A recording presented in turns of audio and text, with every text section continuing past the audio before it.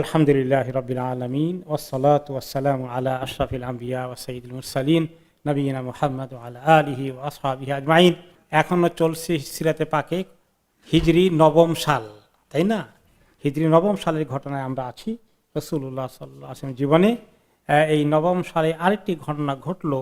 বনু হানিফা নামে একটি বড় গোত্র আছে নাজদ এলাকায়, অথবা যেটা আরেক নাম হচ্ছে আল ইয়ামামা, যেটা বর্তমানে সৌদি আরবের রাজধানী রিয়াদ এবং তার আশেপাশের অঞ্চল। এটাকে পুরনো নাম ছিল আল ইয়ামামা। এবং সেখানে যে গোত্র বসবাস করত তাদের গোত্রের পরিচয় ছিল বনু হানিফা গোত্র। এরা বেশ দুর্ধর্ষ জাতি ছিল, অনেক সাহসী এবং যোদ্ধা হিসাবে তারা তাদের পরিচয় ছিল, শক্তিশালী ছিল। তাদেরকে তিনি নবী করিম সাল্লাল্লাহু আলাইহি ওয়াসাল্লাম নিজে সেখানে পৌঁছতে পারেননি, অনেক দূরে। মদিনা থেকে রিয়াদের দূরত্ব মনে হয় যেন 800-900 মাইল বা কমপক্ষে 700 মাইল হবে, বেশ দূরে। তো ওখানকার লোকেদের মধ্যে খবর আসলো, তারা মদিনাতে দেখা করতে আসলেন। একটা প্রতিনিধি দল, বড় একটি দল আসলেন ইসলাম সম্পর্কে জানতে, আলোচনা করতে, শুনতে, গ্রহণ করবেন কি করবেন না এগুলো বোঝাপড়া করতে। তো তাদের এই দলের মধ্যে 3 জন ছিল বেশ লিডার প্রকৃতির। একজনের নাম ছিল রাজ্জাল ইবনে উনফুয়াহ, আরেকজন হচ্ছেন মুজ্জা ইবন মুরারা, আর 3 নম্বর ছিল তাদের মধ্যে আরেক লিডার মুসাইলামা আল কাযযাব, যার অরিজিনাল নাম হচ্ছে মুসাইলামা ইবন হাবিব। পরে তার টাইটেল হয়েছে আল কাযযাব হিসাবে। এটা আমরা এই কোয়াইট ইন্টারেস্টিং আলোচনা আরও বিস্তারিত আরেক পর্বে আসবে। আপাতত তাদের প্রাথমিক আলোচনা আসছে। তারা যখন আসলেন, আসার পরে এই প্রতিনিধি দলকে নবী করিম সাল্লাল্লাহু আলাইহি সাল্লাম থাকার ব্যবস্থা করলেন। মদিনায় তখন যে মেহমানখানা ছিল, রামলা বিনতুল হারিস নামে একজন মহিলা ছিলেন। উনি ভালো অবস্থা সম্পন্ন ছিলেন। ওনার বাড়িটাকে তিনি নবী করিম সাল্লাল্লাহু আলাইহি সাল্লামের মেহমানের জন্য ফ্রি করে দিতেন। কেউ আসলে গেস্ট হাউস হিসাবে এটা ব্যবহার হতো। তো তিনি তাদেরকে সেখানে থাকার ব্যবস্থা করলেন এবং তাদের খাবার দাবারের দেখাশোনার দায়িত্ব নবী করিম সাল্লাল্লাহু আলাইহি ওয়াসাল্লাম ইন্তজাম করে দিলেন। এবং পরবর্তী পর্যায়ে পরের দিন সকালে তারা মসজিদে গিয়ে রাসূলুল্লাহ সাল্লাল্লাহু আলাইহি ওয়াসাল্লামের সঙ্গে মসজিদে নববীতে সময় কাটালেন, কথাবার্তা বললেন। এবং তারা সবাই বলা যায় লিডার পর্যায়ে যারা ছিলেন, ওনারা বেশ কয়েকজন ইসলাম কবুল করে ফেললেন এবং নবী করিম সাল্লাল্লাহু আলাইহি ওয়াসাল্লামের হাতে বায়াত করলেন। কিন্তু মুসাইলামা আল কাযযাব, যার নাম ছিল মুসাইলামা এবং হাবিব, সে ইসলাম কবুল করল না। বাকি 2 বড় লিডার কবুল করে ফেললেন এবং তাদের সঙ্গে আরো অনেকেই কবুল করলেন। সে কবুল না করার কাহিনী বুখারী এবং মুসলিমে আরো একটু বিস্তারিত এসেছে। সে এসে বলল যে ইন জাল আলী মুহাম্মাদুন আল আমরা মিন বাদহি তাবাইতু, সে যদি তারপরে তার মৃত্যুর পরে আমাকে এই লিডারশিপের এই দায়িত্ব দেয়, আমাকে নেতা হিসাবে নির্বাচন করে তার জায়গায়, তার খলিফা হিসাবে, তাহলে তাকে আমি অনুসরণ করব। এবং সে কিন্তু পেছনে দিয়ে তার অনেক জনবল নিয়ে আসছিল, বেশ বড় লোকজন নিয়ে, প্রভাব দেখানোর জন্য আমি অনেক বড় লিডার, আমার অনেক বাহিনী আমার আন্ডারে আছে, আমি অনেক শক্তিশালী, আমার বিশাল জনবাহিনী আমার পেছনে আছে, শক্তি প্রদর্শন করতে বিরাট নাম্বারও নিয়ে এসেছিল। নবী করিম সাল্লাল্লাহু আলাইহি সাল্লামের সঙ্গে সে এখন কথাবার্তা বলছে যে বাকিরা তো কবুল করে ফেললো, আমি তো বিনা শর্তে কবুল করব না, কথাবার্তা আছে, আমার সঙ্গে চুক্তি করেন। নবী করিম সাল্লাল্লাহু আলাইহি সাল্লাম তাকে সময় দিলেন। ঠিক আছে, তুমি বসো, আসি কি তুমি কি বলতে চাও। তিনি ওনার সঙ্গে নিয়ে আসলেন এক সাহাবী সাবিত ইবনে কায়েস ইবনে শাম্মাস রাদিয়াল্লাহু আনহুকে নবী করিম সাল্লাল্লাহু আলাইহি ওয়াসাল্লাম সাথে এনেছিলেন মুসাল্লিমের সঙ্গে কথা বলতে। আর ওই সময় রাসূলুল্লাহ সাল্লাল্লাহু আলাইহি ওয়াসাল্লামের হাতে খেজুরের একটা শাখা ছিল, ছোট্ট একটা ডাল হাতে ছিল, খেজুরের পাতার একটা ডাল। তো মুসাল্লিম এবং তার কয়েক সাঙ্গপাঙ্গ নিয়ে সে আসছে, আলাপ আলোচনা করছে। যখন এরকম কিছু দেন দরবার শুরু করলো, নেগোসিয়েশন, যে আমাকে আপনার পরে দায়িত্ব দেন যদি, তাহলে ঠিক আছে। তখন তিনি বললেন লাউ সাআলতানি হাযিহিল কিতা মা আতাইতুকাহা, তোমাকে আমি আমার পরে দায়িত্ব দেব? এই যে খেজুরের শাখাটা দেখছো, ডালটা দেখছো, তুমি এইটার শর্ত করে ইসলাম কবুল করলেও এটাও তো তোমাকে দেবো না আমি, যে আমাকে ইসলাম কবুল করলে হাতে ডাল এটা দেওয়া লাগবে, তাও দেবো না। কি মনে করছো তুমি? ওয়ালান তা'দুয়া আমরাল্লাহি ফীকা, আল্লাহ তাআলা তোমার ব্যাপারে যে ফয়সালা করে রেখেছেন এটা তুমি ক্রস করতে পারবে না। তিনি কিছুটা পেয়েছেন, আল্লাহ তাআলা ওনাকে অ্যাডভান্স দেখিয়েছেন এই লোকটি দুষ্ট প্রকৃতির। ওয়ালা ইন আদবারতা লা ইয়াকিরান্নাকাল্লাহ, আর তুমি যদি আমার সঙ্গে এখন ইসলাম কবুল না করে, বিনা শর্তে কবুল না করে তুমি চলে যাও, তাহলে মনে রেখো আল্লাহ তাআলা তোমার যে জানোয়ার সওয়ার হয়ে আসছো, সেটা উট আর ঘোড়া হোক, এটার পাগুলোকে আল্লাহ কেটে দেওয়ার ব্যবস্থা করে দেবেন। তার মানে তুমি হুমড়ি খেয়ে পড়বা, তোমার এই ঘোড়ার উপরে তুমি সেফ থাকবা না, এটা মনে রাখবা। তোমাকে আল্লাহ যুদ্ধের ময়দানে যখন যুদ্ধ করে ঘোড়ার উপরে চড়ে, তো আরবরা তখন কি করতো, ওই ব্যক্তিকে অ্যাটাক না করতে পারলে ঘোড়াকে অ্যাটাক করতো, ঘোড়া পড়ে গেলে সে পড়ে যায়। তার মানে তোমার এরকম হালাক হওয়ার খবর আমার কাছে আল্লাহ তাআলা অ্যাডভান্স দিয়ে দিয়েছেন, সাবধান তুমি। ওয়াইন্নী লা আরাকা আল্লাযী উরিতু ফীহি মা রাআইত, আমি যা দেখেছি তোমার ব্যাপারে, হয়তো তিনি স্বপ্ন দেখেছেন বা আল্লাহ ওনাকে দেখিয়েছেন যেখানে সূরাতে, আমি সেটাই দেখতে পাচ্ছি যা আল্লাহ আমাকে দেখিয়েছেন তোমার বিষয়ে। ওয়াহাদা সাবিতুন ইউজিবুকা আন্নী, আমি আর কথা বেশি বলবো না, তোমার কিছু বলার থাকলে আমার সাহাবী সাবিতকে রেখে গেলাম, সাবিত ইবনে কাইস ইবনে শাম্মাস, তার সঙ্গে কিছু বলে যাও, আমার তোমার সঙ্গে সময় নষ্ট করার সুযোগ নাই। নবী করিম সাল্লাল্লাহু আলাইহি ওয়াসাল্লাম তাকে ছেড়ে চলে গেলেন। এরপরে আরেকটি হাদিসে তার এই ঘটনা আসছে, আরেকটু নবী করিম সাল্লাল্লাহু আলাইহি ওয়াসাল্লাম বললেন যে ইবনে আব্বাস রাদিয়াল্লাহু আনহুমা, তিনি তো ছোট, তিনি বয়সে অনেক ছোট, ওই সময়ের ঘটনা তিনি হয়তো ভালো করে দেখেননি, দেখলেও ভালো করে বুঝেন। পরবর্তী পর্যায়ে নবী করিম সাল্লাল্লাহু আলাইহি ওয়াসাল্লামের ইন্তেকালের অনেক পরে যখন সাহাবী ইবনে আব্বাস রাদিয়াল্লাহু আনহুমা, তিনি সাংঘাতিক জ্ঞানী ছিলেন, বুদ্ধিমান ছিলেন, তিনি কেবল টিন এইজার, ওই সময় রাসূলুল্লাহ সাল্লাল্লাহু আলাইহি ওয়াসাল্লাম ওনাকে নিজের ছেলের মতো করে নিজের বাড়িতে রেখে পালন করতেন। আব্দুল্লাহ ইবনে আব্বাস, নবী করিম সাল্লাল্লাহু আলাইহি ওয়াসাল্লামের চাচা আব্বাসের ছেলে। তো নবী করিম সাল্লাল্লাহু আলাইহি ওয়াসাল্লামের ছেলে নাই, তিনি ওনাকে ছেলের মতো করে, চাচাতো ভাই কিন্তু বয়সের ছেলের মতো তাকে খুব আদর করে লালন পালন করতেন।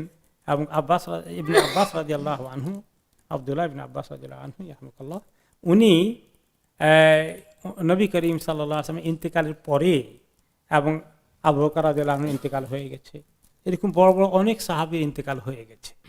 তিনি তখন মোটামুটি যুবক আর কি। তিনি চিন্তা করলেন যে হাদিসগুলো তো হারিয়ে যাবে, আল্লাহ নবী চলে গেছেন, সাহাবীরা সিনিয়র যারা তারা চলে গেলেন, আমি হাদিসগুলোকে সব সাহাবীদের থেকে শুনবো, আমি তো সব শুনতে পারিনি, আমি তো খুব জুনিয়র মানুষ, আমার আগে 10 বছর আগে 15 বছর আগে কি ঘটনা হয়েছে মক্কায়, তাইফে, অন্য সময়, উনি সবগুলো জিজ্ঞেস করতেন। কোন সাহাবী বদরের সময় ছিলেন, কোন সাহাবী উহুদের সময় ছিলেন, কোন সাহাবী তাইফের যুদ্ধে ছিলেন, কোন সাহাবী কোন সময় কোন ঘটনা দেখেছেন, সবাইকে উনি জিজ্ঞেস করতেন। অন্য কার থেকে শুনলেও ফার্স্ট হ্যান্ড ইনফরমেশন জোগাড় করতেন। আচ্ছা আপনি যে ছিলেন কি দেখছিলেন বলেন তো দেখি, এই হাদিসটা কিভাবে ছিল, উনি এগুলো খুব করে জোগাড় করতেন, জোগাড় করে মুখস্থ করে ফেলতেন। ওনার সঙ্গে ওনার আরেক ছিল, সমবয়স্ক এক ফ্রেন্ড ছিল, মোটামুটি ফ্রেন্ডশিপ আছে।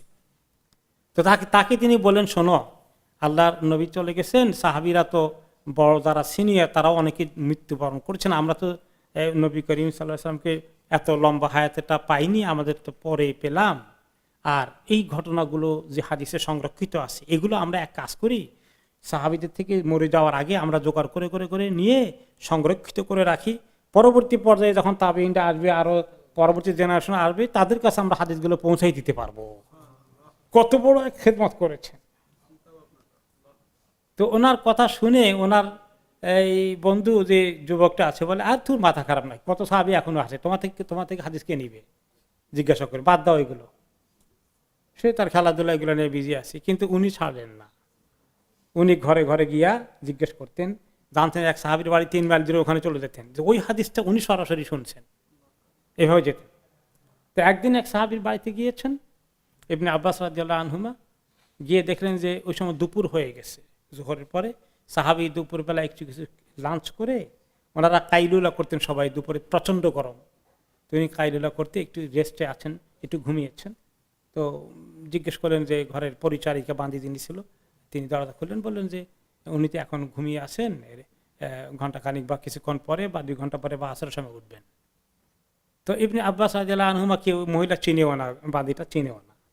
তো তিনি বসে আছেন সাহাবীর বাড়ির সামনে, প্রচন্ড রোদ, ওই সময় দুপুরবেলা কেমন রোদ লাগে, এই রোদের মধ্যে ছায়া নাই। তো ওনার ঘরের দরজার সামনে যে ব্যালকনির মধ্যে একটুখানি আছে উঁচু করে, কি বলে এটাকে, ছাদের মতো ছোট্ট, এইটার নিচে একটু ছায়া আছে, তিনি এখানে সিঁড়ির উপরে এখানে এসে বসতে বসতে ঘুম চলে আসে, ঘুমিয়ে গেছেন। এই গরম তো, আর ওই সময় একটু ছায়া পাওয়া গেছে, বসতে বসতে আরামসে ঘুম চলে আসছে। তো ঘন্টা 1.5 ঘন্টা 2 ঘন্টা পরে যখন সাহাবী উঠছেন, ঘর থেকে দরজা খুলছেন, আরে দরজার সামনে একজন যুবক শুয়ে আছে। যুবক মানে 12, 13, 14 এরকম বয়স হবে। ঠিক আছে, সে দেখে চিনছেন, আপনি আব্দুল্লাহ ইবনে আব্বাস? যে হ্যাঁ। আমি এখানে এই অবস্থা কেন? যে আসছি যে অমুক বিষয়ে অমুক ঘটনার হাদিসটা আপনি শুনছেন, যে আমি আপনার থেকে ফার্স্ট হ্যান্ড ইনফরমেশন রেওয়ায়েত গ্রহণ করব, সেই জন্য আসছি।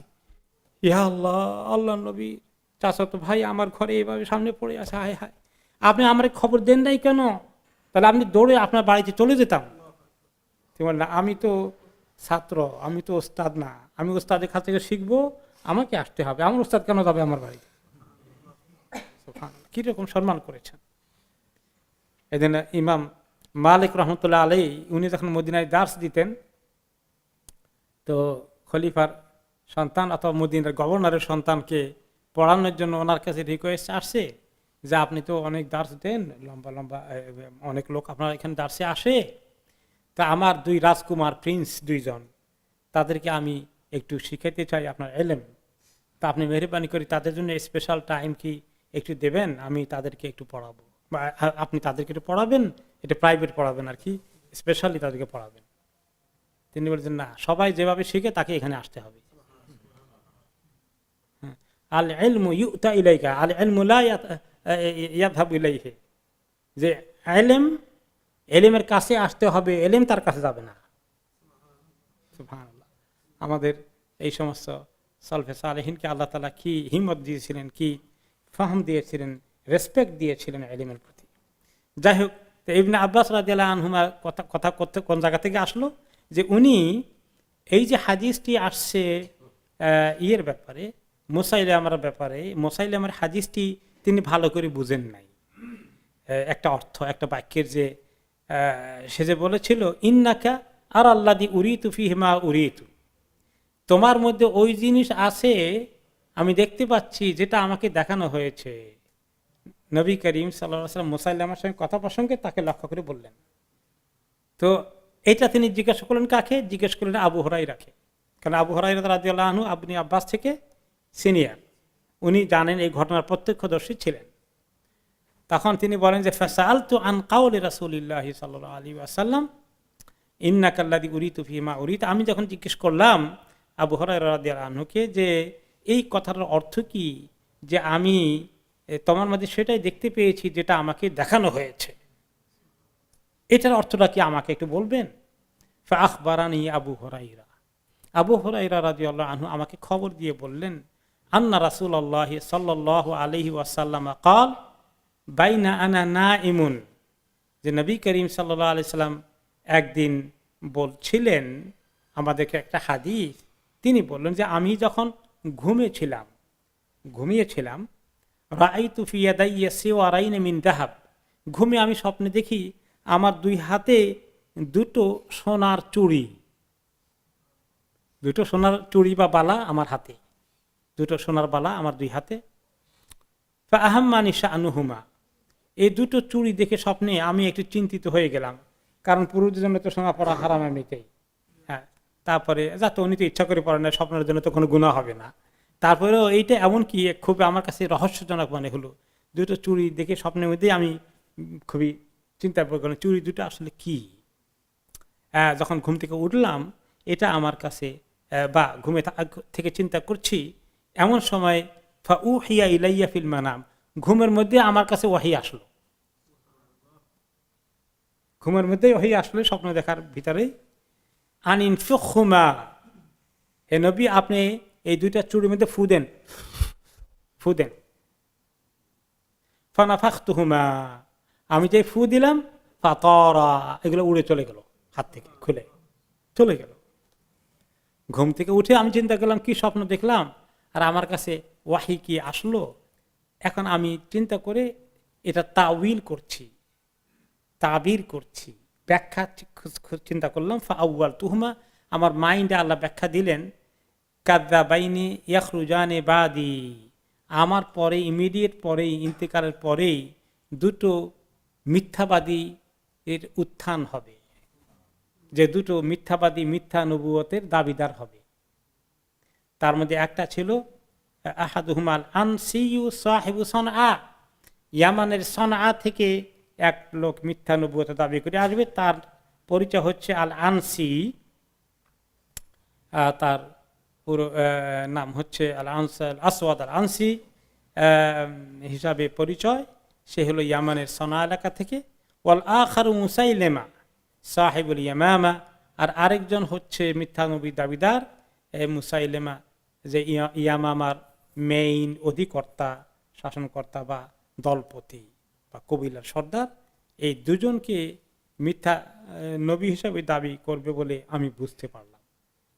এই ছিল এই হাদিসটার অর্থ আবিষ্কার করলেন ইবনে আব্বাস রাদিয়াল্লাহু আনহু কার থেকে? আবু হুরায়রা রাদিয়াল্লাহু আনহু থেকে। এবং এই মুসাইলামা ঘটনা এখানে শেষ, সে চলে গেল তার এলাকায়, ইসলাম কবুল না করে। পরবর্তী পর্যায়ে তার পরিণতি কি হয়েছে এটা আমাদের সিরাতের আলোচনাতেই আসবে। রাসূলুল্লাহ সাল্লাল্লাহু আলাইহি ওয়াসাল্লামের আরেকটু কিছু পরে 10ম হিজরির দিকে তার উৎপাত শুরু হয়ে গেছে। আমরা ইনশাআল্লাহ সেটা পাবো, বাকি অংশ তখনকার জন্য রেখে দেই।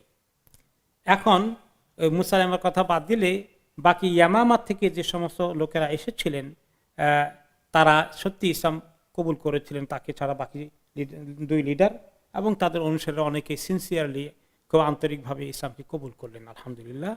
এবং তারা মদিনা থেকে কয়েকদিন কিছু দিন তালিম নিয়ে এখন ওনারা ইয়ামামা রিয়াদের দিকে রওনা করে দিচ্ছেন। যার সময় নবী করিম সাল্লাল্লাহু আলাইহি সাল্লাম তাদেরকে নসিহত করে কিছু আমল শিখিয়ে দিলেন। তারপরে যাওয়ার পথে তাদেরকে একটা ইয়েতে ছোট্ট একটা ইয়ের পাত্রে, চামড়ার পাত্রে, চামড়া মস্ক যেটা আমরা বলে থাকি, ব্যাগের মতো পানি রাখার জন্য, তখন এটাই ছিল পানির জগ। ওখানে তিনি ওনার ওযু করার পরের অবশিষ্ট যে পানিটা, সেই পানিটা তাদেরকে তিনি গিফট দিলেন, তাদের জন্য দিলেন। ওকে, যে ওনার ওযুর অবশিষ্ট পানিটুকু সেখানে তাদেরকে দিয়ে ওইটা আমাদের রাখতে বললেন, এটা তোমাদের কাজে লাগবে। এবং এই বিষয়ে আরেকটি হাদিসে এসছে, কায়েস ইবনে তালক তার পিতা থেকে বলেন যে খারাজনা সিত্তা ওয়াফদান ইলা রাসূলিল্লাহ, যে আমাদের যখন ইয়ে থেকে ইয়ামামা থেকে মদিনায় গিয়েছিলাম রাসূলুল্লাহ সাল্লাল্লাহু আলাইহি ওয়াসাল্লামের সঙ্গে দেখা করতে, খামসা মিন বনি হানিফা, 5 জন লিডার ছিলেন বনি হানিফার যারা ইসলাম কবুল করেছিলেন। আরেকজন লিডার ছিলেন বনি দুবাইয়া ইবনে রাবিয়া, পাশের আরেকটি কবিলা। আমরা ওনার সঙ্গে যখন ইসলাম কবুল করলাম, বায়াত হলো, ওনার সঙ্গে নামাজ পড়লাম। এরপরে আমরা যখন প্রস্থান করব তার আগে উনি আমাদেরকে নসিহত করলেন, কিছু শিখিয়ে দিলেন কেমনি আমরা দিনকে শিখবো, আমল করব। আমরা ওনাকে একটা খবর দিলাম যে আমাদের এলাকায় একটি আছে, উপাসনালয় আছে, বিআতুন লানা। এটা কোনো কোনো রেওয়ায়েতে আছে ইহুদিদের উপাসনালয়, অধিকাংশ রেওয়ায়েতে আছে এটা খ্রিস্টানদের একটা মানে ইয়ের মতো, গির্জার মতো একটা উপাসনালয়, যে আমরা এইটা আছে ওখানে, এটার ব্যাপারে কি করব আমরা, আপনার কাছে সেটার ফয়সালা চাই। আমরা তো ইনশাআল্লাহ আশা করছি আমাদের এই অংশের লোকেরা ইসলাম সবাই কবুল করবে, সেটা কি এই এলাকায় থাকবে কি থাকবে না, এটার ব্যাপারে আপনি আমাদেরকে নির্দেশ দেন। আর ওয়াস্তাউ হাবনাহু মিন ফাদলি তুহুরিহি, আর একটা অনুরোধ করেছিলাম অনেক রাওয়ায়াতে, যে আপনার ওযুর পানি একটু থাকলে আমাদেরকে দিয়ে দিয়েন। তো তখন তিনি কি করলেন, ওযুর জন্য পানি ডাকলেন, রাসূলুল্লাহ সাল্লাল্লাহু আলাইহি ওয়াসাল্লাম পানি দিতে বললেন, একজন পানি নিয়ে আসলো, তিনি ওযু করলেন এবং কুলি করলেন এবং কুলিটাকে তিনি ওই পাত্রে ফেরত দিলেন, মুখের পানিটাকে পাত্রের মধ্যে আবার ফেরত রাখলেন, কুলি ওখানে ঢাললেন। তারপরে তিনি বললেন, এযহাবু বিহাদাল মা, এই পানিটা নিয়ে যাও তোমরা সাথে করে। ফাইদা কাদিমতুম বালাদাকুম ফাআকসিরু বিআতাকুম, আর যখন তোমরা তোমাদের দেশে এলাকায় যাবা, তোমরা যেহেতু সবাই ইসলাম কবুল করে ফেলেছ, এই গির্জার কোনো দরকার নেই, ওখানে তো শিরক হয়, ওটা তোমরা ভেঙে ফেলো। আর সুমান দাহু মাকানাহা মিন হাদাল মা, আর ওই গির্জার জায়গাটা যেখানে এতদিন শিরকের কিছু কাজ হয়েছে, ওইটাকে এই পানি দিয়ে একটু ছিটিয়ে দিবা পাক করার জন্য। ওয়াত্তাখিযু মাকানাহা মাসজিদা, তারপরে তোমরা সেখানে মসজিদ বানিয়ে ফেলবা। আর এখানে কেউ বলবেন যে গির্জা ভেঙে মসজিদ করার কাজটা কি ভালো নাকি? এটা অন্য জায়গায়, আর যারা এখানে আছে খ্রিস্টান বা অন্য ধর্মাবলম্বী আছে, তাদেরটা জোর করে দখল করে ভেঙে মসজিদ করানো, এটাই কিন্তু ইসলাম চায় না। এখানে হলে যে ওই এলাকা সবাই আসলে তারা পরিপূর্ণভাবে খ্রিস্টান হয়ও নাই, তাদেরকে কনফিউজ করার জন্য অন্য এলাকার থেকে একটা লোক ওখানে গিয়েছে, গিয়ে তাদেরকে এদিকে আহ্বান করার জন্য। তারা এটা ভালো করে আগাও বুঝেনি, গোড়াও বুঝেনি, তারা ওইভাবে খ্রিস্টানও হয়নি, খ্রিস্টান নাই এখন সেখানে, সবাই ইসলাম কবুল করে ফেলেছে। কাজেই ওই ক্ষেত্রে এটা ঠিক আছে।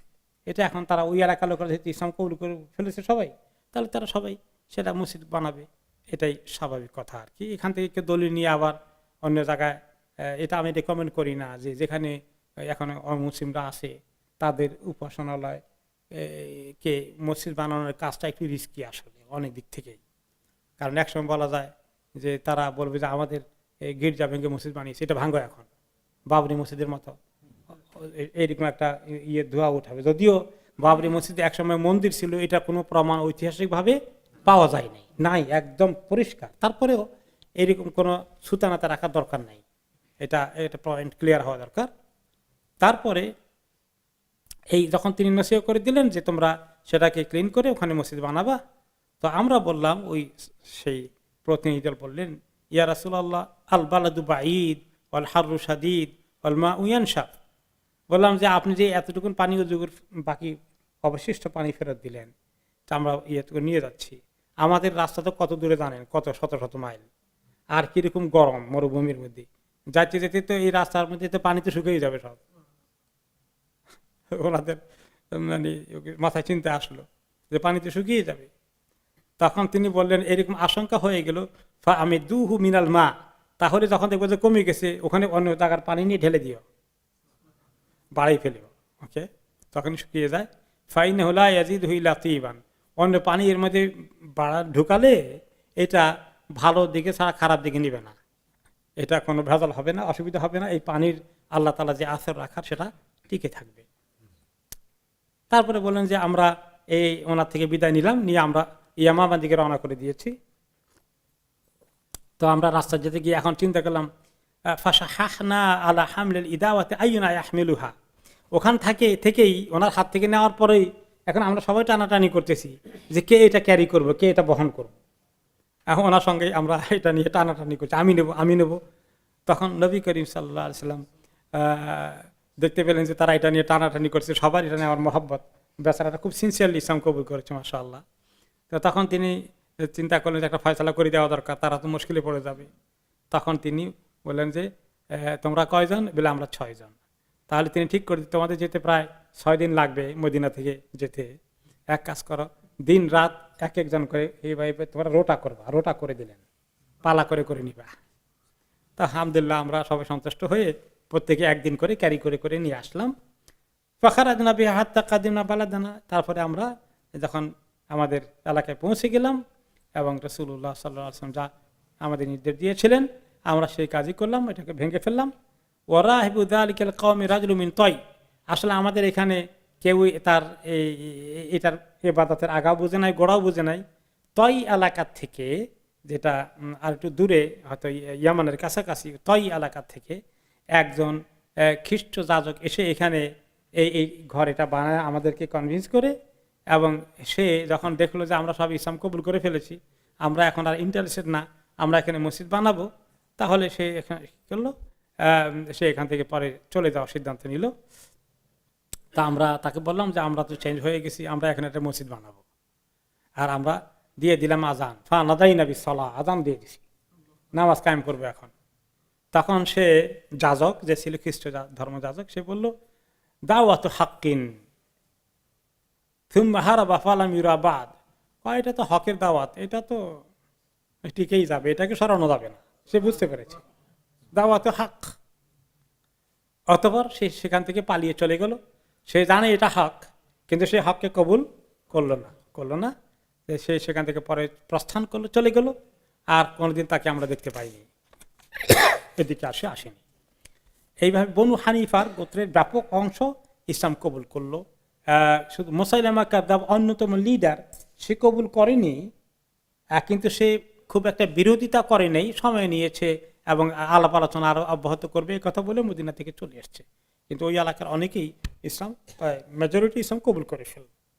পরবর্তী পর্যায়ে সে একদম শেষে আসবে, সে অনেককেই কনফিউজ করেছে এবং রিদ্দা মুরতাদেদ হওয়ার জন্য কাউকে সে তার সঙ্গ পেয়েছে। এটা আমরা পরে বিস্তারিত শুনব। আপাতত বনু হানিফার ঘটনা এখানে থেমে যাচ্ছে। এরপরে আসছে ওই একই নবম হিজরিতে মদিনায় আরেকটি প্রতিনিধি দল আসলো নাজরান এলাকা থেকে। নাজরান সিরিয়ার দিকে যাওয়ার পথে, তবুক নাজরান ওগুলো অনেকটা কাছাকাছি। তো ওখান থেকে একটি খ্রিস্ট ধর্মের অনুসারী প্রতিনিধি দল আসলো। ওই সময় যেহেতু রোমান সাম্রাজ্য, তুরস্ক বর্তমানে যেখানে, সেখান থেকে নিয়ে আরবদের দিকে যেতে যেতে সিরিয়া, তো তারপরে তুরস্কের পরে আসে। ও পুরো এরিয়া প্রায়, ওখানে যারা আরব আছে তারাও ইসলাম, তাদের প্রভাবের কারণে খ্রিস্ট ধর্ম গ্রহণ করে ফেলেছে। তো নাজরানের এই যে লোকজন, এরা কিন্তু অরিজিনালি আরব, কিন্তু তারা যেহেতু সিরিয়ার পাশে, আর সিরিয়ার অনেকেই খ্রিস্ট ধর্ম কবুল করেছে, আসলে ওই মূর্তি পূজার তুলনায় খ্রিস্ট ধর্ম তো কিছুটা ভালো মনে হয় আর কি। তো সেই কারণে সেখানে কিছু ভালো কথাও আছে, ঈসা আলাইহিস সালামের কিছু সহি জিনিসও আছে, কিন্তু গলত তো অনেক ঢুকে গেছে। তো তারা শেষ পর্যন্ত মনে করছে এটা থেকে তো ওটা ভালো, তো তারা অনেকেই খ্রিস্টান হয়ে গিয়েছিল। সেখান থেকে একটি দল আসলো সেখানে নবী করিম সাল্লাল্লাহু আলাইহি ওয়াসাল্লামের সঙ্গে মদিনায় ইসলাম সম্পর্কে বোঝাপড়া করতে, আলাপ আলোচনা করতে, এবং ইসলাম তারা কবুল করবে কি করবে না এগুলো নিয়ে তারা আলাপ আলোচনার জন্য একটা বিশাল বড় প্রতিনিধি দল আসলো। রাসূলুল্লাহ সাল্লাল্লাহু আলাইহি ওয়াসাল্লাম অলরেডি তাদেরকে চিঠি লিখেছেন যে দেখো, আমি তো তোমাদেরকে নবুয়তের খবর দিচ্ছি, এবং আমার খবর পাওয়ার পরে পরেই তোমাদেরকে ইসলাম কবুল করা দরকার, যেভাবে তাদের বাদশা হেরাক্লিয়াসকে দিয়েছিলেন, তাই না? এরকম চিঠি দিলেন। আর বললেন যদি তোমরা ইসলাম কবুল না করো তাহলে কিন্তু জিজিয়া ট্যাক্স দিতে হবে, তোমাদের রাষ্ট্রের একটা ট্যাক্স দেওয়া লাগবে, কারণ তোমাদের নিরাপত্তার জন্যে জিজিয়া কর একটা ট্যাক্স দিতে হবে অমুসলিমদেরকে, কারণ তারা মুসলমানদের হয়ে তো জেহাদ করতে পারবে না, কোনো হামলা হয়ে গেলে তাদের নিরাপত্তা সব দায়িত্ব মুসলমানরা নিবে, তারা যুদ্ধে অংশগ্রহণ করবে না, শুধুমাত্র একটা ট্যাক্স দিবে, এটা না বলে জিজিয়া ট্যাক্স, তা না হলে তোমরা ট্যাক্স দেবে, খাজনা দেবে। আর 3 নম্বর হলো, যদি ইসলামও কবুল না করো, খাজনা দিতেও রাজি না হও, তাহলে তোমাদের বিরুদ্ধে যুদ্ধের ঘোষণা দিতে হবে আমাদেরকে। এই 3টার একটা, এইগুলো আল্লাহ তাআলার এটাই পলিসি, প্রথমে তাদেরকে ইসলামের দাওয়াত দাও, এটা সবচেয়ে জরুরি প্রথম কাজ। না হলে তারা, ইসলাম তো জোর করি কাকে মুসলমান করানো যাবে না, তাহলে তোমাদের অধীনতা স্বীকার করবে, বশ্যতা স্বীকার করবে এবং জিজিয়া কর দিবে, তাহলে তাদেরকে তাদের ধর্মীয় স্বাধীনতা সহকারে, তাদেরকে নিরাপত্তা সহকারে বসবাস করতে দাও। আর তা না করে যদি তারা এর চেয়ে বেশি সীমা লঙ্ঘন করে, তাহলে তাদেরকে কোনো সাড়া না দিলে, বিদ্রোহী করলে, তারা দুশ্মনী প্রকাশ করতে চাইলে তাদের সঙ্গে যুদ্ধের হুমকি দিতে হবে। এই 3টা দিয়ে পদক্ষেপ দিয়ে পর্যায়ক্রমে হতে পারে, তিনি চিঠি লিখে তাদেরকে পাঠালেন। এটা পাওয়ার পরে তারা কিছুটা শঙ্কিত হয়ে গেল, তারা একটু ভয় পেল। তখন তারা কি করলো, তাদের ওখান থেকে 60 জনের একটা প্রতিনিধি দল পাঠালো মদিনায়। তাদের লিডারদেরকে কয়েকজন, 3 জন লিডার নাম করা ছিল। এই 60 জনের মধ্যে 24 জন অনেক বড় বড় পজিশন হোল্ডার, বিভিন্ন কবিলার লিডার। এর মধ্যে আবার 3 জন হলো মেইন লিডার, 3 জন হলো সবচেয়ে বড় মুরব্বী, 3 লিডার। একজন হচ্ছেন আল আকিব, তার নাম হচ্ছে আব্দুল মসিহ, মসিহের বান্দা। সে হচ্ছে আমিরুল কওম যু রাইহিম, সেই প্রধান লিডার এবং তার সিদ্ধান্তই চূড়ান্ত সিদ্ধান্ত। আর 2 নম্বর হচ্ছে আস-সাইয়্যিদ, তার নাম হচ্ছে আল আইহাম, তাকে সুরাহবিল হিসাবে পরিচিত বা ডাকা হয়। সে ছিল তাদের সম্পূর্ণ রক্ষণাবেক্ষণ দেখভাল করা এবং খাবার দাবার এসব কিছু নিরাপত্তা এইগুলো দেখাশোনার দায়িত্ব ছিল তার, সেই এই ইনচার্জ দিস এরিয়া। আর 3 নম্বর ছিল উসকুফ, তার নাম হচ্ছে আবু হারিসা, সে হচ্ছে হাবরুহুম ওয়া ইমামুহুম, সে তাদের ধর্মীয় নেতা। 3 জনের 3 এরিয়া, একজন মেইন লিডার, কমান্ড করার দায়িত্ব তার, আর আরেকজন হচ্ছে তাদের খাদ্য খাবার দাবার নিরাপত্তা ইত্যাদি দায়িত্ব পালন করা, আর 3 নম্বর হচ্ছে তাদের স্পিরিচুয়াল দায়িত্ব পালন করা, তাদের ধর্মীয় দায়িত্ব দেখাশোনা করা। 3 জন মেইন লিডার, বাকি অল টুগেদার 24 জন লিডার প্রকৃতির, বাকি সব মিলে 60 জন তারা এসেছিল। তারা যখন মদিনায় পৌঁছে নবী করিম সাল্লাল্লাহু আলাইহি ওয়াসাল্লামের সঙ্গে সাক্ষাৎ হলো, তিনি তাদেরকে ইসলামের দাওয়াত দিলেন এবং কোরআনের সুন্দর আয়াতগুলো যেগুলো ঈসা আলাইহিস সালাম, মারিয়াম আলাইহিস সালাম সংক্রান্ত আছে, এগুলো পড়ে তাদেরকে তিনি দাওয়াত দিলেন, ইসলামকে বোঝানোর চেষ্টা করলেন। ফামতানাউ, কিন্তু তারা ইসলাম কবুল করতে অস্বীকার করলো, ইসলাম কবুল করবে না।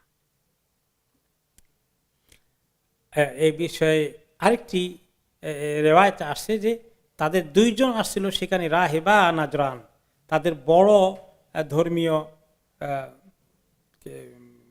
কি বলা, ধর্মীয় দিক থেকে আলেম কিসিমের এবং ব্যক্তিত্ব সম্পন্ন ধর্মে যাদেরকে রেফারেন্স হিসেবে ইউজ করা হয়, এরা 2 জন এসে নবী করিম সাল্লাল্লাহু আলাইহি ওয়াসাল্লাম বললেন তাদেরকে যে আসলিমা তাসলামা, তোমরা 2 জনে ইসলাম কবুল করে ফেলো, তোমাদের নিরাপত্তা হয়ে যাবে দুনিয়া এবং আখিরাতে। ফাকালা কাদ আসলামনা ক্বাবলাকা, তারা 2 জন বলল আমরা তো আপনার আগেই ইসলাম কবুল করে ফেলছি। ফাকাল নবী সাল্লাল্লাহু আলাইহি ওয়াসাল্লাম কাযাবতুমা, তোমরা আমার আগে ইসলাম কবুল করোনি। ওকে, মানে বলে যে আমরা তো ঈসা আলাইহিস সালাম তো আল্লাহর এক রাসূল, তো আমরা তো আপনার আগেই, আপনি তো ওনার পরে আসছেন, আমরা তার আগেই কবুল করেছি। তিনি বলেন যে তোমরা মিথ্যা দাবি করছ, মানে আকুমা মিনাল ইসলামি সালাসুন, তোমরা ইসলাম তো কবুল করতে চাও না, কি কারণে এই বুঝেও তোমরা করো না। 3টি জিনিস তোমাদেরকে ইসলাম কবুল করতে বিরত রাখছে আমি জানি। একটা হচ্ছে সুজুদুকুমা লিস সলিব, তোমরা যে তোমাদের ক্রস আছে, এই ক্রসের যে সামনে সাজদা করো, তার কাছে যে মাথা নত করো, এইটা তোমাদের এত মহব্বত দিলের ভিতরে হয়ে গেছে, এটা ছাড়তে পারবে না। এই জন্য এই শিরক থেকে বের হতে পারছো না, এই শিরক তোমাদেরকে দিলের ভিতরে জেঁকে বসেছে। ওয়াকাউলুকুমা ইত্তাখাযাল্লাহু ওয়ালাদা, আর 2 নম্বর তোমাদের অসুবিধা হয়ে গেল যে ঈসা আলাইহিস সালামকে তো আল্লাহ তাআলা ছেলে বানিয়ে ফেলেছেন, এটা থেকে সরবা কেমনে, নাউজুবিল্লাহ। এই একটা তোমাদের ভিতরে আকীদা গেঁথে বসেছে, জেঁকে বসেছে, এটা তোমরা ছাড়তে পারো না, এটার মহব্বত তোমাদের দিলে খুব ভালো করে লেগেছে। অশুরবুকুমা আল খামর, আর ইসলাম কবুল করলে মদ খাওয়া যাবে না, মদের নেশা তো ছাড়তে পারবে না। এই 3 কারণেই তোমরা এই তোমাদের জানো তোমাদের এটা হক নয়, ইসলাম তোমাদের কাছে নেই, ইসলাম কবুল করতে হলে আমার নবুয়তকে মানতে হবে, এটা জেনে শুনে তোমরা কবুল করছো না, আমি এটা ভালো করে জানি। তারপরে নবী করিম সাল্লাল্লাহু আলাইহি ওয়াসাল্লাম তাদের সঙ্গে অনেক আলাপ আলোচনা করলেন। আরেকটি হাদিসে এসেছে, তারা বলেছিল, তখন জিজ্ঞেস করেছিল মা তাকুলু ফি ঈসা, ঈসার ব্যাপারে আপনার বক্তব্য কি? তো রাসূলুল্লাহ সাল্লাল্লাহু আলাইহি ওয়াসাল্লাম বলেন, ঈসা কি জিনিস? হুয়া রূহুল্লাহ, আল্লাহর পক্ষ থেকে ফুঁকে দেওয়া একটা রূহ, মায়ের পেটে এসেছিল। ওয়া কালিমাতু, আল্লাহর একটা কথা, একটা শব্দ, কুন, সেটা বলার কারণে তিনি হয়ে গেছেন। 2 নম্বর। 3 নম্বর আব্দুল্লাহ, তিনি আল্লাহর সৃষ্টি বান্দা। 4 নম্বরে ওয়া রাসূলুহু, আল্লাহর রাসূল। এই হলো ঈসা আলাইহিস সালাম। তো এরপরে নবী করিম সাল্লাল্লাহু আলাইহি সাল্লাম এক সময় কাছে, ওই সময় অন দ্য স্পট তারা এই প্রশ্ন যখন করে, ওই সময় নাজিল হয়ে গেল কোরআনের আয়াত, তিনি পড়ে শোনাচ্ছেন। বাদ আউযু বিল্লাহি মিনাশ শাইতানির রাজিম, যালিকা নাতলুহু আলাইকা মিনাল আয়াতি ওয়ায যিকরিল হাকীম, এইতে হচ্ছে হে নবী আপনার কাছে আমি তেলাওয়াত করি যে আয়াতগুলো এবং খুবই হিকমতওয়ালা জ্ঞানওয়ালা স্মরণ করিয়ে দেওয়ার মতো যে কথাগুলো বক্তব্যগুলো আয়াতগুলো আল্লাহর কাছ থেকে এসেছে সেগুলো আমি আপনাকে তেলাওয়াত করে শোনাই, আপনাকে বলে দেই। ইন্না মাসালা ঈসা ইনদাল্লাহি কামাসালি আদম, যে ঈসা আলাইহিস সালামের এক্সাম্পল উদাহরণ আল্লাহর কাছে আদমের মতো, আদম আলাইহিস সালাম। খালাকাহু মিন তুরাব সুম্মা ক্বালা লাহু কুন ফায়াকুন, যে আল্লাহ তাআলা তাকে আদম আলাইহিস সালামকে বানালেন কি দিয়ে? মাটি থেকে। মাটি থেকে বানিয়ে বললেন কুন, কালিমা, একটা বাক্য বললেন, একটা শব্দ বললেন, কুন হয়ে যাও, ফায়াকুন হয়ে গেল। তো আল্লাহ তাআলা যদি আদম আলাইহিস সালামকে পিতা মাতা দুইজন ছাড়াই বানাতে পারেন এই মাটি দিয়ে, কুন বললেই হয়ে যায়, তো ঈসা আলাইহিস সালামের বাবা ছাড়া মা তো আছে, সেখানে কুন বললে হবে না কেন? আল হাক্কু মির রাব্বিকা ফালা তাকুম মিনাল মুমতারিন, হে নবী আপনার কাছে আল্লাহর কাছে হক এসেছে, আপনি কখনো শোভা সন্দেহে থাকবেন না।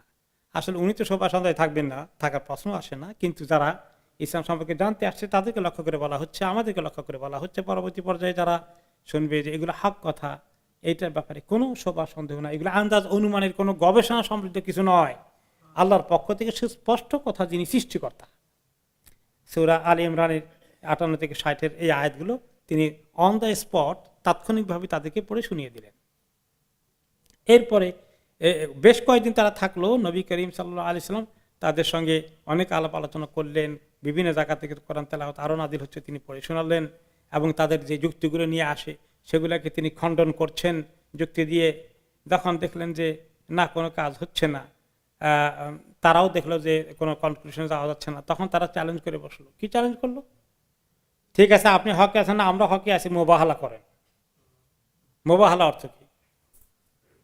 মানে উভয় পক্ষ গিয়ে আল্লাহ তাআলার কাছে মাঠে গিয়ে দাঁড়াবে, নিজের পরিবার পরিজন সবাইকে নিয়ে দুই পক্ষ যাবে। সেটা একটু আয়াত থেকে আমরা সরাসরি শুনি মোবাহালা কেমনে হয়, 1-2 লাইন পরে আসছে। ওকে, তো তারা যখন এটা চাইলো যে রাসূলুল্লাহ সাল্লাল্লাহু আলাইহি সাল্লাম সঙ্গে তারা চ্যালেঞ্জ করলো মোবাহালা করেন, দুই পক্ষ আল্লাহকে বলবো যে আল্লাহ যেটা হক সেটাকে তুমি এখন প্রমাণ দেখাও, আর যেটা বাতিল সেটাকে আল্লাহ তুমি শাস্তি দিয়ে প্রমাণ দেখাও। তো আল্লাহ নবী করিম সাল্লাল্লাহু আলাইহি সাল্লাম তাদের প্রস্তাবে রাজি হয়ে গেলেন, ঠিক আছে ফাইন, মোবাহালা হবে। ওকে, তখন আল্লাহ তাআলা আয়াত নাযিল করলেন মোবাহালা কেমনে করবেন, তিনি গাইড করলেন। তো কোরআনের আয়াত নাযিল হয়ে গেল সূরা আলে ইমরানের 61 নম্বর আয়াতে, ফামান হাজ্জাকা ফীহি মিন বাদি মা জাআকা মিনাল ইলমি ফাকুল তাআলাউ নাদু আবনাআনা ওয়া আবনাআকুম ওয়া নিসাআনা ওয়া নিসাআকুম وَنِسَاءَنَا وَنِسَاءَكُمْ وَأَنفُسَنَا وَأَنفُسَكُمْ ثُمَّ نَبْتَهِلْ فَنَجْعَلْ لَعْنَةَ اللَّهِ عَلَى الْكَاذِبِينَ। হে নবী, আপনার কাছে সুস্পষ্ট ইলম আসার পরেও যারা আপনার সঙ্গে ঝগড়া করে, তর্ক করে, বাদানুবাদ করে, আপনি বলেন তাদেরকে ফাকুল তাআলা, আসো দেখি, নাদু আবনাআনা ওয়া আবনাআকুম, আমরা ডাকবো আমাদের ছেলেদেরকে, তোমরা তোমাদের ছেলে মেয়েদেরকে ডাকো সবগুলাকে, ওয়া নিসাআনা ওয়া নিসাআকুম, তোমাদের বিবিদেরকে ডাকো, আমরা আমাদের বিবিদেরকে ডাকবো, ওয়া আনফুসানা ওয়া আনফুসাকুম, আমরা নিজেরা হাজিরা দেবো, তোমরা নিজেরা হাজিরা দেবা, আমরা আমাদের ফ্যামিলি সবাইকে নিয়ে দাঁড়াবো এক জায়গায় পাশে, তোমরা তোমাদের ফ্যামিলি নিয়ে দাঁড়াও সব। সুম্মা নাবতাহিল, অতঃপর আল্লাহ তাআলার কাছে আমরা ইবতিহাল করবো যে আল্লাহ যারা হক তাদেরকে আপনি আজকে গালিব করে দেন, তাদেরকে বিজয়ী করে দেখিয়ে দেন। আর ফানাজাল লানাতাল্লাহি আলাল কাযিবিন, আর যারা মিথ্যা দাবি করছে তাদেরকে আল্লাহ তাআলা আপনি আজকে লানত দিয়ে তাদেরকে, মিথ্যাবাদীদেরকে অভিশপ্ত করে দেন, তাদেরকে গজবের শিকার বানিয়ে দেন, তাৎক্ষণিক গজব নাজিল হয়ে যাক। তো তারা এই কথা চ্যালেঞ্জ যখন তিনি দিলেন, চ্যালেঞ্জ গ্রহণ করলেন, এখন তারা মোটামুটি কেউ কেউ তারা বললো যে ঠিক আছে, সবাই তার বোঝে না, তাদের মধ্যে যারা বোঝে না তারা বলছে ঠিক আছে দাও আমরা ইতিহাল করব। কিন্তু তাদের তিনজন যে লিডার আছে তার মধ্যে দুইজনই বললো, আকিব এবং সাইয়্যিদ বলল যে দেখেন এই কাজ করো না, লা তাফআল, এটা করো না, এটা করো না, খবরদার। নিজেরা বলাবলি করছে। ফাওয়াল্লাহি লা ইন কানা নাবিয়ান ফালা আনানা, আর সে যদি সত্যি নবী হয়ে থাকে আর যদি সে যে এই লানাতের দোয়া করে আল্লাহর কাছে, লা নুফলিহু নাহনু, আমরাও বাঁচবো না কেউ, ওয়ালা আকিবুনা মিন বাদিনা, আমাদের পরে গোষ্ঠীর কেউ আর থাকবে না, আমাদের পেছনে কেউ থাকবে না, সব শেষ হয়ে যাবে, অভিশপ্ত হয়ে কিচ্ছু থাকবে না। এরপরে তারা রাজি হলো না, তারপরে আমরা চলে যাই। শেষ পর্যন্ত তারা জিজিয়া করের দিকে চলে গেল। ক্বালা ইবনে আব্বাস রাদিয়াল্লাহু আনহুমা, তিনি বললেন যে লাউ খারাজাল্লাযিনা ইউবাহিলুনা রাসূলুল্লাহ সাল্লাল্লাহু আলাইহি ওয়াসাল্লাম লা রাজাউ লা ইয়াজিদুনা মালাম ওয়ালা আহলা, যদি আজকে তারা এখানে আমাদের সামনে দাঁড়াতো মোবাহালা করতে, তাহলে তারা যদি নিজেরা বেঁচেও যেত, ঘরে গিয়ে দেখতো না তাদের সন্তান সন্ততি কেউ বেঁচে আছে, স্ত্রী পরিবার, না তাদের মাল দৌলত কিছু আছে, সবগুলো আল্লাহ হালাক করে আযাব দিয়ে শেষ করে দিতেন। কিন্তু তারা রাজি হয় নাই, বরঞ্চ তারা বলো ইন্না নুতিকা মা সাআলতানা, ঠিক আছে আপনাকে আমরা জিজিয়া কর দিয়ে দেব, আপনাকে ট্যাক্স দিয়ে দেব। তখন নবী করিম সাল্লাল্লাহু আলাইহি সাল্লাম, যেহেতু তিনটাই আল্লাহর পক্ষ থেকে ফর্মুলা আছে, এই তিনটার একটা ইয়ে করলে তিনি মানতে বাধ্য, তিনি তাদের সঙ্গে জিজিয়ার ট্যাক্সে অ্যাগ্রি করলেন। এবং অন্য আয়াত এসছে যে তারা বেশ কিছু কাপড় চোপড় কত পরিমাণ দেবে, 2 বার বছরে ট্যাক্সটা দিবে, 2 ভাগে দেবে, 1 ভাগে তাদের জন্য বেশি হয়ে যায়, বছরে 2 বার দিবে। একটা হলো সফর মাসে, মহরম সফর মাসে 1 লট, বাকি লট দিবে তারা রজব মাসে। এবং তারা দেবে 2000 কাপড়, ট্যাক্সের মধ্যে 2000 ড্রেস আর কি হলো 2000 ড্রেস। তারপরে 3টি শিল্ড, এটাকে কি বলে, বর্ম, 30টি বর্ম, 30টি ঘোড়া এবং 30টি উট, এবং প্রত্যেকটি যত রকমের অস্ত্র আরব দেশে তখন ছিল, প্রত্যেকটি অস্ত্র থেকে তারা 30 পিস করে করে মুসলমানদেরকে দিবে। এগুলো হলো খাজনা, এগুলো হলো জিজিয়া কর, ট্যাক্স। তখনকার জমানাতে পয়সা করি তেমন একটা প্রচলিত ছিল না, দিনার দিরহাম খুব কম চলতো, শুধু জিনিসপত্রের লেনদেনই বেশি হতো। এগুলোই ট্যাক্স হিসাবে তিনি তাদেরকে ধরে দিলেন। আর তিনি দিলেন যে তোমাদেরকে আমরা মুসলমানরা নিরাপত্তা দেবে, তোমাদের সবার জানমালের নিরাপত্তা আছে, কেউ তোমাদের গায়ে কখনো আঘাত করবে না, তোমাদের এলাকায় কখনো আক্রমণ করবে না, এবং বহিঃশক্তি তোমাদেরকে আক্রমণ করলে সেটার প্রতিরক্ষার দায়িত্ব মুসলমানরা নেবে। এটাই হলো জিজিয়া করের মোকাবিলা তাদের পাওনা। এবং তোমাদেরকে তোমাদের ধর্মীয় স্বাধীনতা দেওয়া হবে, তোমরা সেটা রাখতে পারবা। তারপরে তোমাদের যে উপাসনালয় আছে, গির্জাগুলো আছে, এগুলাকে ধ্বংস করা হবে না, তোমরা সেখানে তোমাদের ইবাদত করতে পারবে, তোমাদের যারা যাজক আছে তাদেরও নিরাপত্তা থাকবে, এবং তোমাদের দিনের ব্যাপারে কোনো পালন করতে বাধার সৃষ্টি করা হবে না, যতক্ষণ না তোমরা কোনো ধরনের বিদ্রোহের আচরণ না করো, আমাদের বিরুদ্ধে কোনো ষড়যন্ত্র না করো, অথবা সুদ খাওয়ার কাজ না করো। সুদের ব্যাপারে দেখছেন, তাদের ব্যাপারেও তিনি সুদের ব্যাপারে শক্ত করে কথা বলেছেন। এরপরে রাসূলুল্লাহ সাল্লাল্লাহু আলাইহি সাল্লাম যখন তাদের সঙ্গে এই চুক্তিপত্র হয়ে গেল, তখন তাদের প্রথম লটের কালেকশনের জন্য, ট্যাক্স কালেকশনের জন্য তিনি তাদের সঙ্গে পাঠালেন আবু ওবাইদা ইবনুল জাররাহ রাদিয়াল্লাহু আনহুকে। এবং তিনি বললেন যে তোমরা তার কাছে তোমাদের ট্যাক্সগুলো দিয়ে দিবা।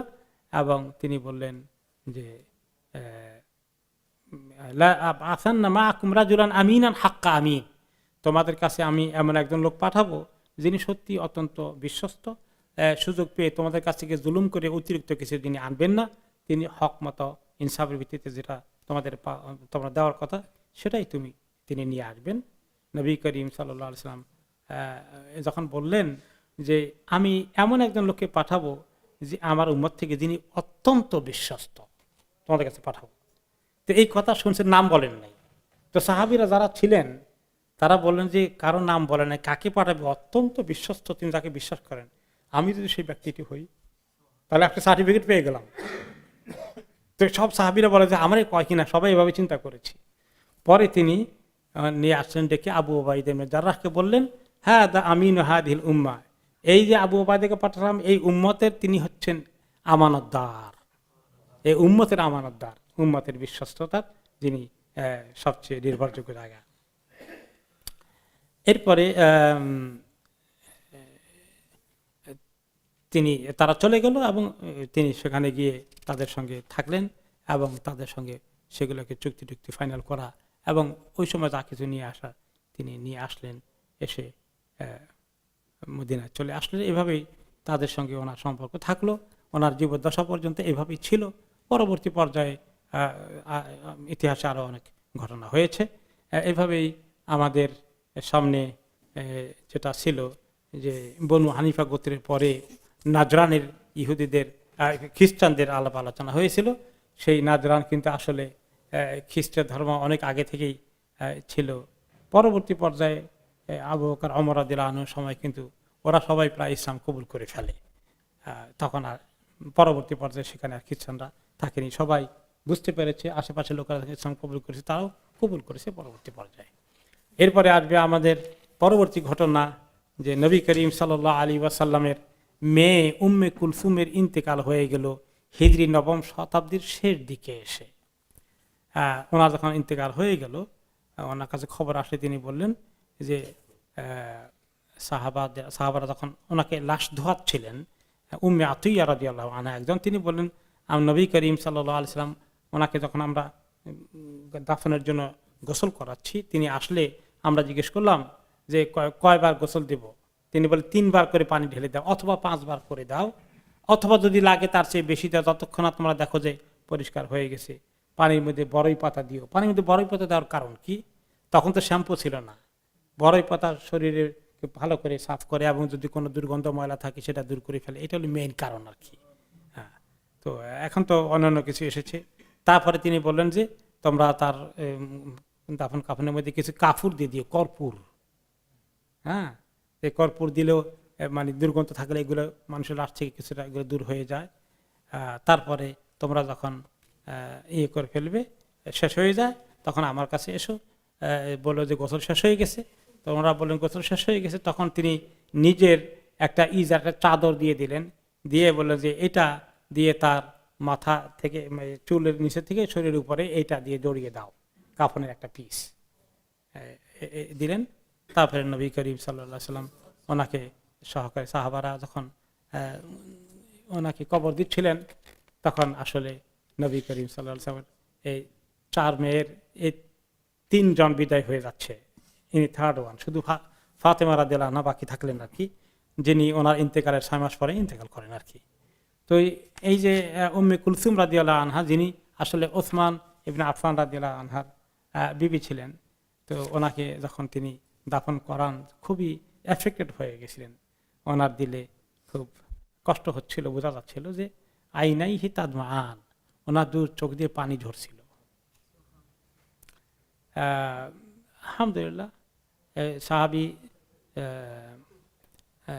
এরা বলেন যে হাত্তা রুইয়াদ-দাম ইয়াতাহাদ্দারু মিন আইনাইহি, আমরা দেখতে পেলাম যে ওনার চোখ দিয়ে টপ টপ করে পানি পড়ছে। তো এটা সবরের বিপরীত নয়, নবীরাও মৃত্যুর উপলক্ষে সবর করতে বলেছেন। সবরের অর্থ হলো যে আপনি চোখের পানি আসবে কিন্তু আপনি কান্না করবেন না, শব্দ করে আওয়াজ করে কাঁদবেন না, অথবা এমন কোনো মন্তব্য করবেন না যে আল্লাহ তুমি এটা কি করলা, তুমি কেন নিয়ে গেলে, তুমি আরো কেন দিলা না, কোনো আপত্তি করবো না, বলবো আলহামদুলিল্লাহ, ইন্না লিল্লাহি ওয়া ইন্না ইলাইহি রাজিউন। আর দুঃখে কষ্ট মানুষ হিসাবে আসলে চোখের পানি চলে আসবে, এটার মধ্যে কোনো অসুবিধা নাই। আরেকবার যখন আসবে কাহিনী, ওনার ছেলে ইব্রাহিমের ইন্তেকাল যখন হয়, চোখের পানি আসছিল, সাহাবীরা বলেন আপনি সবরের কথা বলেন, আপনি দেখি চোখে পানি আসে।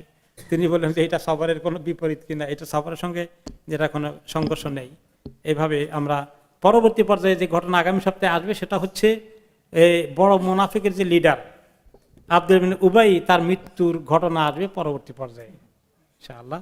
এই মুনাফিকের মৃত্যুর কাহিনী নিয়ে কিছু আলোচনা আগামী সপ্তাহে আমরা শুনবো ইনশাআল্লাহ। ওয়াবিল্লাহি তাওফীক, সুবহানাকাল্লাহুম্মা ওয়া বিহামদিকা।